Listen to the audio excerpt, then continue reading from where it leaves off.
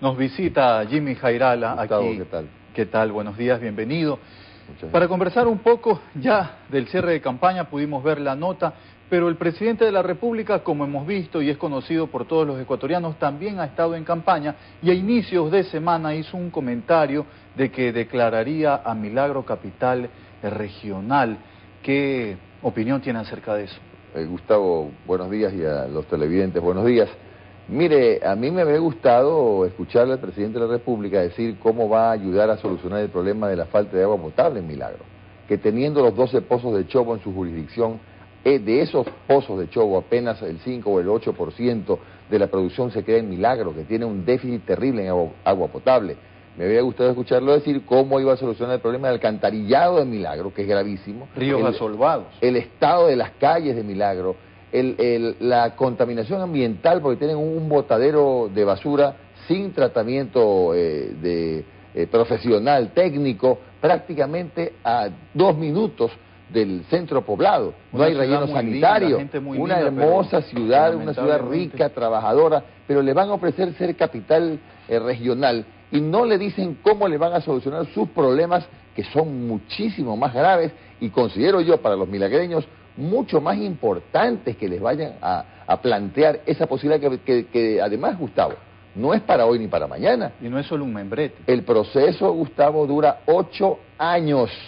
Y yo le pregunto, ¿qué pasa si en el medio, si en el camino hay una nueva mayoría en el Congreso o Asamblea Nacional, como se llame ahora, y reforman la Constitución y ya no hay regiones? Eso se llama construir castillos en el aire, y eso es lo que le han ido a decir a Milagro para conquistar uno que otro voto.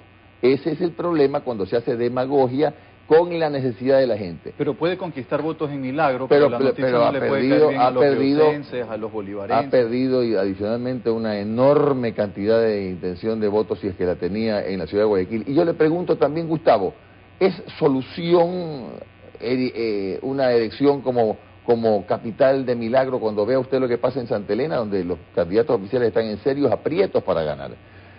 Veamos lo que pasó en Montecristi, tanta publicidad, tanto gasto, hicieron la sede de la asamblea, se acabó la asamblea y Montecristi está peor que antes, está peor que antes, con sus mismos problemas y ahora agravados todavía. Entonces la solución no es utilizar la demagogia para buscar recuperar una situación de privilegio que pudo haber tenido el país en Guayas, pero ahora yo lo atribuyo más bien a la preocupación que tiene el gobierno por el severo revés electoral que va a tener en Guayas, en la prefectura, en la alcaldía de Guayaquil, y además, Gustavo, yo le anticipo que máximo 2 o 3 alcaldías alcanzará el país en toda la provincia. En ese sentido, ¿qué tan saludable sería, ya que usted está seguro que va a ganar la prefectura, qué tan saludable sería para el país que un candidato presidencial X, en un país X, gane en una primera vuelta la presidencia de una sola? Mire, yo consideré en su momento que fue un error que la tendencia no se haya unido como traté de hacerlo yo, y de hecho lo conseguí, salvo el caso del PRIAN, en la prefectura. Y habría sido lo saludable que se una la tendencia y que se sumen las voluntades de Gutiérrez con Noboa de alguna manera, con alguna fórmula combinada, pero no se pudo. Y eso es lo que estamos viendo hoy, ¿no? Aun cuando hay muy buenas posibilidades, interesantes posibilidades de que haya una segunda vuelta si sigue la recuperación de terreno de Gutiérrez, de todas maneras, en otro escenario, con un solo candidato, la tendencia en este momento le habría asegurado a usted que había segunda vuelta. ¿Y usted cómo trabajaría en caso de, como se anuncia, según el propio presidente de la República, trabajar con él, usted desde la prefectura y él desde la máxima? Mire, yo sostengo, Gustavo, que nosotros estamos en una contienda electoral y hasta el 26 de abril es la contienda. Hasta el 26 tengo contendores. A partir del 27 uno tiene que tener la entereza de saber que hay que trabajar por la provincia, y nosotros no vamos a ser yo no voy a ser, perdone por hablar en primera persona, el prefecto de los guayacenses, de todos menos los de país, no señor, de todos, el prefecto de todos, y eso me obliga a tender puentes, eso me obliga a conciliar, eso me obliga, por cierto, y lo hago con agrado, lo haré con agrado, a conversar, a dialogar con mis consejeros provinciales que van a ser los alcaldes. Y les he transmitido a los alcaldes que llegan al Consejo Provincial con la camiseta de su partido, pero afuera va a haber un colgador de camisas y una camisa del color con los colores de Guayas para que se la pongan para entrar. Y adentro todos trabajamos por el Guayas. ¿Cómo adentro se imagina de las sesiones. ese Consejo Provincial con mayoría de gobierno? Mire, yo no sabría qué decirle porque hay que sostener con toda certeza que el régimen ha tenido muchos aliados que están amparados o arropados con otros partidos. Así que a lo mejor hay un balance de fuerzas, aun cuando los resultados apuntan más bien a que va a ser el grupo que ha hecho auténtica oposición cívica el que va a llegar, ¿no? Pero eso no importa, ¿sabe por qué?